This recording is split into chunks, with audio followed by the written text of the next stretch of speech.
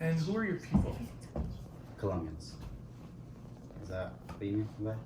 No, Like- I want to know something about your people.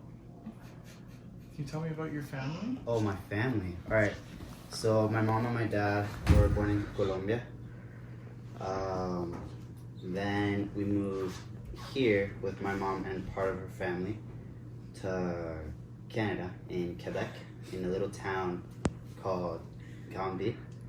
Then that's where I learned my French and Spanish with my family being around them. Then my mom moved here to learn in London to learn English.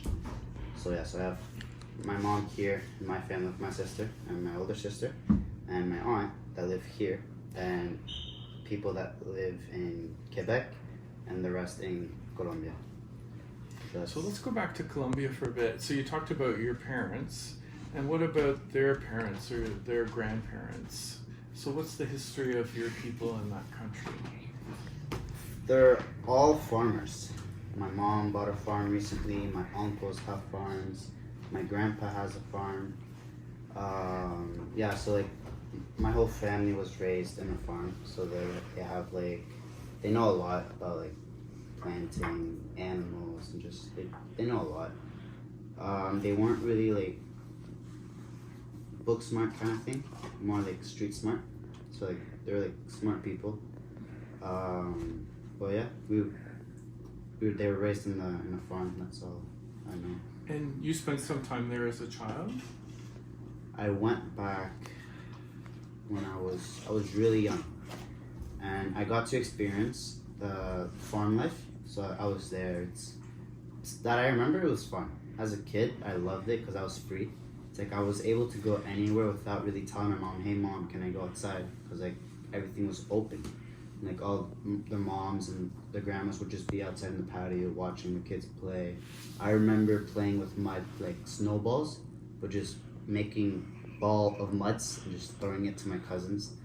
Playing soccer. I remember my aunt has a video of me, my cousin, my sister, and a neighbor. We were just playing soccer, and like me looking at that was like really like sentimental, because it was like wow, it's like I was a little kid and I was having like so much fun just playing in a grass full of mud, playing soccer with my cousins and my friends.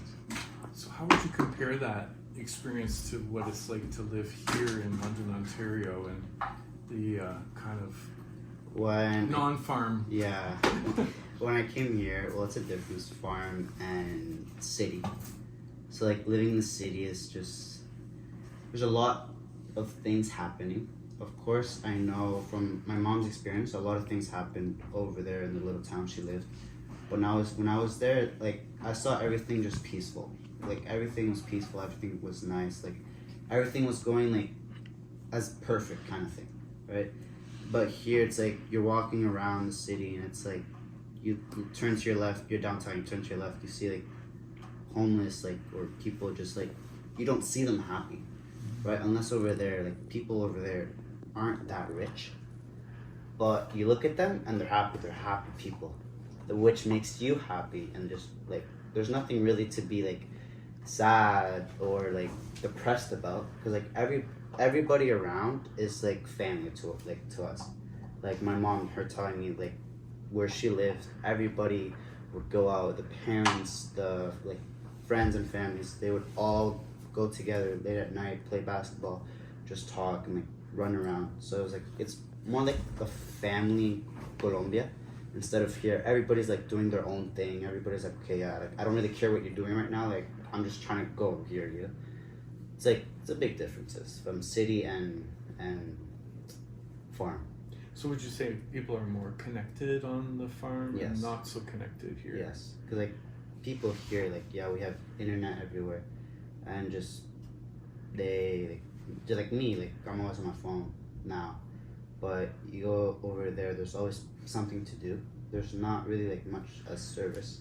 Now there definitely is, because like everything's upgrading, but everybody's just more open.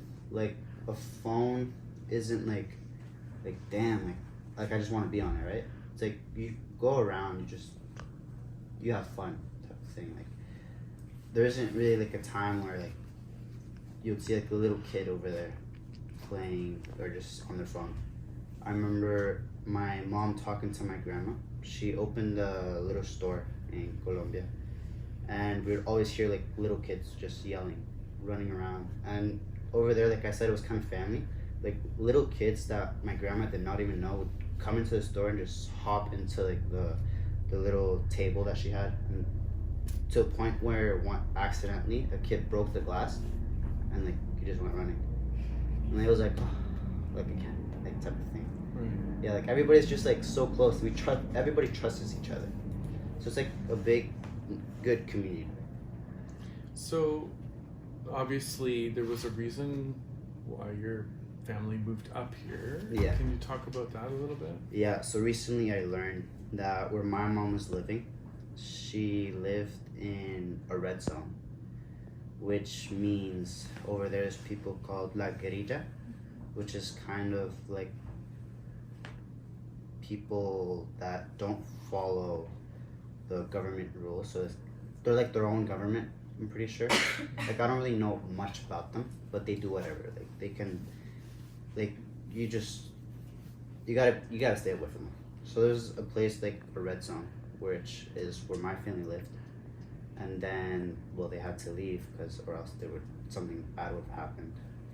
So they took them, I'm pretty sure, a year when my grandma like registered or something like that to come here, and then they finally accepted them, and then they have to leave like in 4 days, like not really like much time to process them, like just stuff everything in a suitcase and just fly out. It must have been a real culture shock for it was your grandmother, you said, right? My grandma, yeah, my mom was 18, I believe. So like the rest of my family was like 19, 20, 17, 15. So yeah, I don't really know about like how their experience really was. Like I've never really asked. But I mean, coming up to Canada, Montreal, was it Montreal or? Granby. Okay, but you still have like the icy cold, snow. Yeah. You've got the French language. You've got lots of different cultural things, right? Was that tricky for them? Do you think? It was definitely, yeah, of course, because they got there. All they knew was Spanish. They got there and they had someone that was waiting for them to help them, to like get a place, a hotel, food, and like to help them so they can get like used to a new country. So most of my family went to like school to learn French, like just the regular words, it's like where's the bathroom, where can I find this type of thing, the grammar itself. Pretty sure it took my mom a year about to like learn properly, and yeah, pretty sure that coming from my mom, that was the hardest thing for them when they got here, the language. Yeah. Yes. So here we are. You're about to graduate. You've been in the El Sistema program how many years? I'm pretty sure it's 4 years going to 5 years. Going to 5 years. And what's ahead? What do you see? Right now, I see. So I got accepted to Lambton College Oh, congratulations. at Sarnia for firefighting, Nice. which is just a year, so from September to April, I'm pretty sure. And that's all I'm gonna say for now. The rest, I'll have to wait for till I get there. Till you get there. So Yeah, you so- have plans, but you're not ready to share them yet? Yeah, like, cause I mean, things can change, right? It's like Okay. you never know. Like, I don't really like to like set like really like look at my future. Like, of course, I want to be a firefighter in the future, like work in a fire department. But I don't really want to set like I don't want to get my hopes up. So I just set short for what I have right now. So I got accepted. So that's so far an accomplishment for me. So I just want to stick there till I get halfway there, and then start continuing. Okay, so my next step is taking my second year, which would be fire science, and then I take that step, I get accepted, so then I could continue, and after that is application to firefighting. So why is it that you think it's difficult to kind of make that plan or make that like disclose? You maybe have the plan in your head, but Yeah, of course. you have some fear around maybe it may not turn out that way. Yeah, it's just like a fear for me, like just having my hopes up, be like, because before I remember I'd always make plans for like, okay, yeah, we're gonna do this, that, but it would never end up like that. It would always like something would change. So like from then on, I just like I just learned to like not really set a future for myself. Be like, okay, like yeah, I want to be a firefighter, but I'm not gonna be okay. So to be a firefighter, I'm gonna go to here, there. I'm gonna go to this college in specific, no other college. I want to do this in there, like all of that. Like yeah, I had that, but I didn't really like, okay. Like, I'm not only gonna apply to Lambton. I applied to multiple colleges, hoping to go to Lambton, but I didn't have my hopes up. Then I got accepted to Lambton. Like, okay, that's good. I was happy.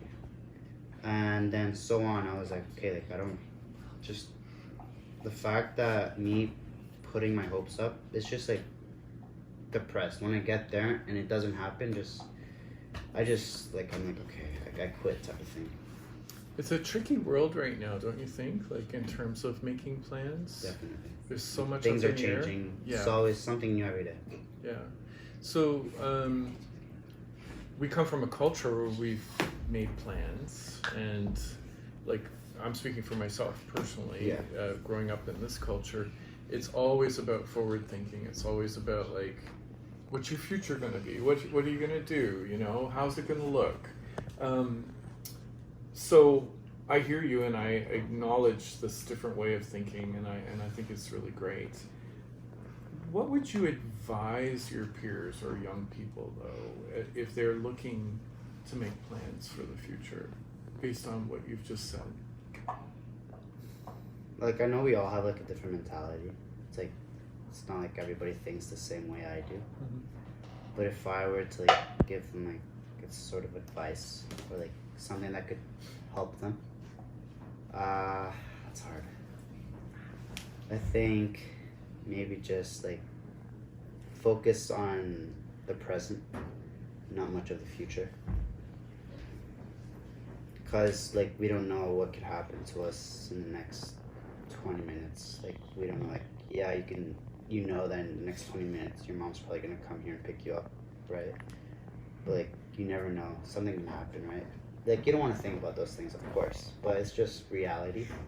It's something that we all don't want to happen, so we just imagine of things like, okay, yeah, like right now I'm gonna drive home, right, with my sister, and I'm gonna get home and then probably go to the gym, right? That's my plan for now. But in that moment that I go home, something can happen, right? Maybe like huge traffic, and then I get home an hour later, right? And I can't go to the gym after it closes. Or maybe I get home, but then I go to the gym, but the gym is closed because something happened, right? So it's like, just like focus on the present, on the now, instead of really focusing more on the future. Because I feel like if you focus too much on what's gonna happen, the more of a chance it's gonna be messed up. That's what I kind of believe in. Like the more you think about something, the more it's gonna happen, or the less it's gonna happen. Like there's a 50-50 chance type of thing. So I think it's really good advice, though, to say to live in the present, because we are a forward-thinking society, right? Yeah. We're always thinking about the next thing you have to do. Like What I have to do tomorrow, what I have to do next week, what grades I have to get to graduate, all that kind of thing. It's a real preoccupation in this culture. Like at the same time, it's good to think about that, because like you don't want to like, okay, yeah, like I don't care about my grades, like I don't care how I'm gonna do on my test. Like you should care how you're gonna do on your test. But, like just not make it your like priority, you know, like just future. Like me in my 30s, me in my 40s, me in my 50s. I'm gonna retire in my 40s. Like going that far is like too much, right? So like me, yeah, I think a lot about the future too, but it's not something I'm always thinking about. I'd like to focus on like the day or the next day. Not really. Like my mom says a lot. Like if you ask a little kid what are you gonna eat tomorrow, they're not really gonna worry. Like, I don't know. Like my mom's gonna make something, right? It's not something. I'm like, Mom, what am I gonna eat tomorrow, right? It's like just like babies live in the present. Like they do whatever. Like, they don't think about what's gonna happen in the next 20 minutes. Like, they want milk. It's like, yeah, they're not gonna know they're gonna be hungry in 20 minutes. They're gonna start crying when they want the milk. Not, hey mom, I'm getting hungry, get my milk ready. Right? It's like, I'm hungry, get my milk now. Yeah. You know what I mean? Yeah, no, that's great. Really wise words. Thank you so much for sharing, and I learned a lot about you, and I think everybody else did as well. And we wish you the very best with your journey in firefighting and a beautiful life ahead. Thank you. Appreciate it.